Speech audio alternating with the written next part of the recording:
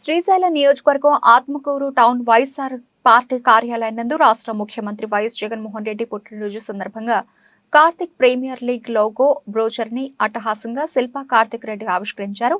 శిల్పా కార్తిక్ రెడ్డి మాట్లాడుతూ నియోజకవర్గం కోసం ఎప్పుడూ ముందుండి క్రీడా పోటీలు నిర్వహిస్తున్నామని, అదేవిధంగా వచ్చే నెల 6వ తారీఖు నుండి Karthik premier league cricket tournament ను ఏర్పాటు చేశామని, ప్రతి గ్రామం టౌన్ నుంచి యువత పెద్ద ఎత్తున పాల్గొనాలని యువతను ఉద్దేశించి తెలియజేశారు.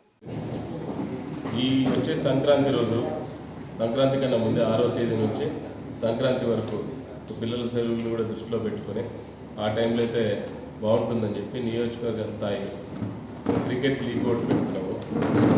దీనికి గాను అన్ని మండలాల నుంచి నాయకులు అంటే ఎవరైనా సరే ఆడుకునే క్రీడా స్ఫూర్తి ఉన్నటువంటి పిల్లలు ఎవరికైనా సరే అవకాశం కల్పించాలి, వాళ్ళు ప్రోత్సహించాలి అన్న ఒక సదుద్దేశంతో నియోజకవర్గ స్థాయి ఎందుకు పెట్టాల్సి వస్తుందంటే, మా నియోజకవర్గం ఉన్న వాళ్ళకైతే ఎప్పుడు ఇంతవరకు పెట్టిన ప్రతిసారి జిల్లా స్థాయో లేకపోతే రాష్ట్ర స్థాయో పెట్టేవాళ్ళు.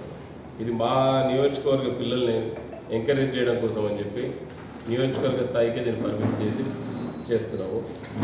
ఈ క్రికెట్ లీగ్లో కూడా ప్రైజ్ మనీ ₹1,00,000 నుంచి మొదటి బహుమతి పెడితే, రెండో బహుమతిగా 50,000, మూడో బహుమతిగా 20,000, నాలుగో బహుమతిగా 10,000 పెట్టి ట్రోఫీల ద్వారా ప్లస్ వాళ్ళకి మెమెంటోస్, దాంతో సర్టిఫికేషన్స్ కూడా ఇచ్చి వాళ్ళు ఇంకా కొంచెం ప్రోత్సహించాలని చెప్పి ఒక సదుద్దేశంతో చేస్తున్న కార్యక్రమం.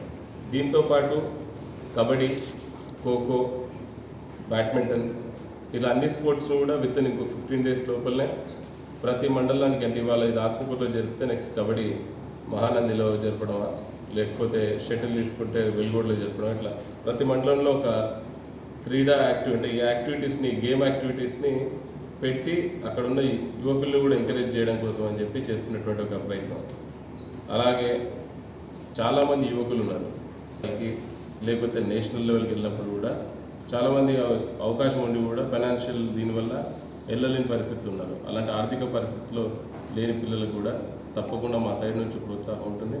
అలాంటి వాళ్ళు ఎవరైనా సెలెక్ట్ అయితే కూడా వాళ్ళకి కావాల్సిన ఆర్థిక సాయం అంతా కూడా మా తరఫున ఇవ్వడం కూడా జరుగుతుంది.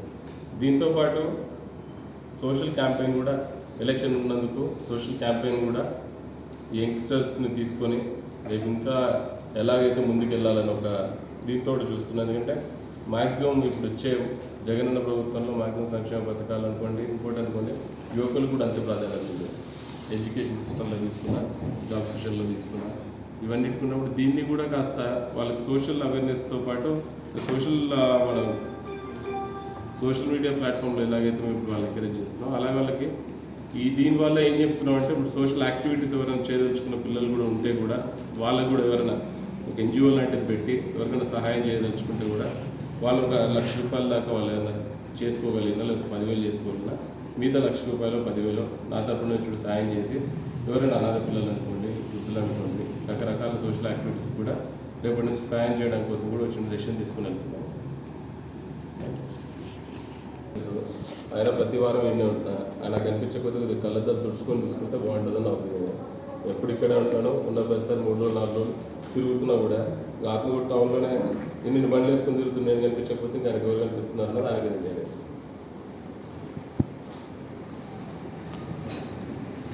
ఇక్కడ కట్ చేసుకుంటే ఆయనకు బెటర్ అని కూడా నేను భావిస్తూ క్లోజ్ చేస్తున్నాను విషయం కూడా.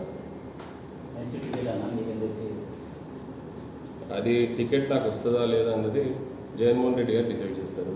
జగన్మోహన్ రెడ్డి గారు ఏదనుకుంటే దానికే కట్టుబడి ఉంటాం. నాకే ఇవ్వాలి, నేనే పోటీ చేయాలన్న దీంట్లో ఏం లేదు.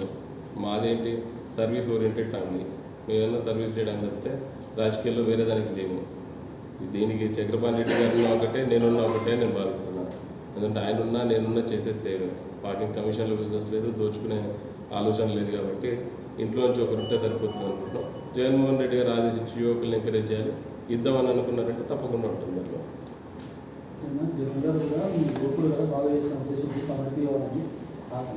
అన్న చెప్తున్నారు, అది నిజంగా జగనన్న నిజంగా నువ్వు ఉండు కార్తీక్ అన్న విషయాన్ని ప్రస్తావిస్తే కనుక తప్పకుండా నేను చూడడానికి సిద్ధంగా ఉన్నా.